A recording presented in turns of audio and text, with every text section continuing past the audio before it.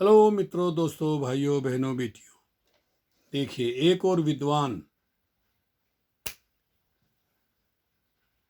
Doctor Bhadant Anand Kausalyayan, जिन्होंने परम पूज्य बाबा साहब अम्बेडकर की आखिरी पुस्तक बुद्धा एंड इस धम्मा जो अंग्रेजी में लिखी हुई थी, उसका अनुवाद भी किया उन्होंने हिंदी में।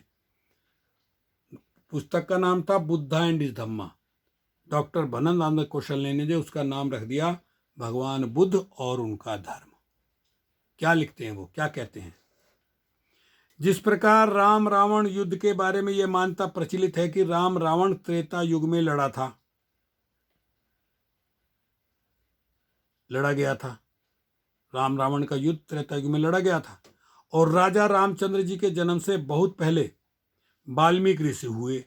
उन्होंने राम रावण युद्ध के घटित होने से भी बहुत पहले सारी राम रावण कथा लिख डाली थी। उसी प्रकार महाभारत के बारे में भी ये मान्यता प्रसिद्ध है कि महाभारत युद्ध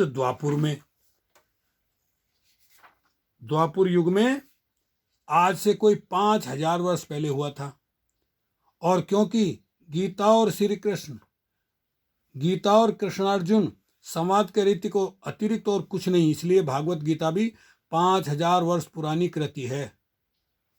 न रामायण ही बुद्ध काल के पूर्व की रचना है और न महाभारत का ही संपादन बुद्ध काल पूर्व माना जा सकता है। त्रिपिटक में कहीं भी न राम रावण का पता है न कृष्ण कंस का। हाँ, 5वीं शताब्दी में रचित अट्ट कथाएं इन दोनों से परिचित मालूम हो देती हैं। इसलिए रामायण और महाभारत दोनों का संपादन प्रथम शताब्दी के बाद और 5वीं शताब्दी से पहले कूटा जा सकता है। धम्पद त्रिपिटक का अंश है और गीता महाभारत का भाग मानी जाती है।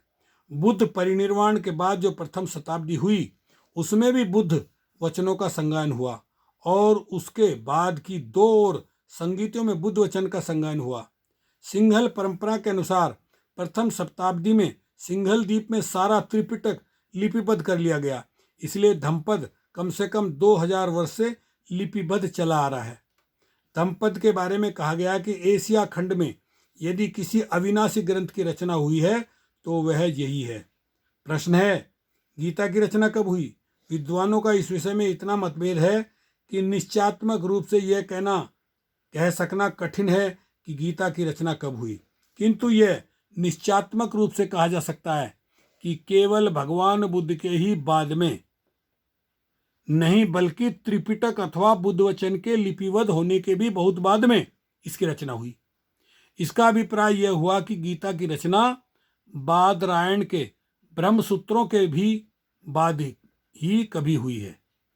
ब्रह्मसूत्र कब रचे गए इसका समय भी निश्चित है, किंतु ब्रह्मसूत्रों में केवल बौद्धों के शून्यवाद का खंडन है, बल्कि अन्य सभी भारतीय दार्शनिक मंतव्यों का भी विवेचन है।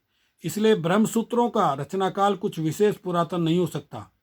जब ब्रह्मसूत्र ही काफी अर्वाचीन है तो उस गीता का तो कहना ही क्या जिसमें ब्रह्मसूत्रों का उल्लेख है।